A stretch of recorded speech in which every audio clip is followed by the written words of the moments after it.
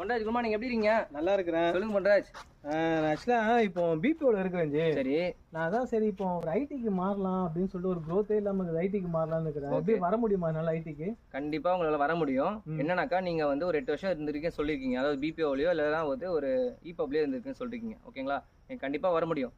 So ஃப்ரெஷரும் வந்து ஈஸியாக வரலாம். அதே மாதிரி நீங்களும் அதாவது ஒரு கரியர்லேருந்து இன்னும் கரியர் சேஞ்ச் பண்ணவும் ஈஸியாக வரலாம். பட் என்னன்னாக்கா கரண்ட் ஸ்கில்ஸ் உங்ககிட்ட இருக்கான்றத எல்லா கம்பெனிஸும் பார்ப்பாங்க. இந்தியன் கம்பெனிஸாக இருந்தாலும் சரி, ஃபாரின் கம்பெனிஸாக இருந்தாலும் சரி, கரண்ட் ஸ்கில் உங்ககிட்ட கரெக்டாக இருக்கா. ஃபார் எக்ஸாம்பிள் இப்போ கரண்ட் ஸ்கில் பார்த்தீங்கன்னாக்கா டேட்டா சயின்ஸ், எம்எல் இந்த மாதிரி டெக்னாலஜியில் உங்ககிட்ட இருக்கான்னு நாங்கள் பார்ப்போம்.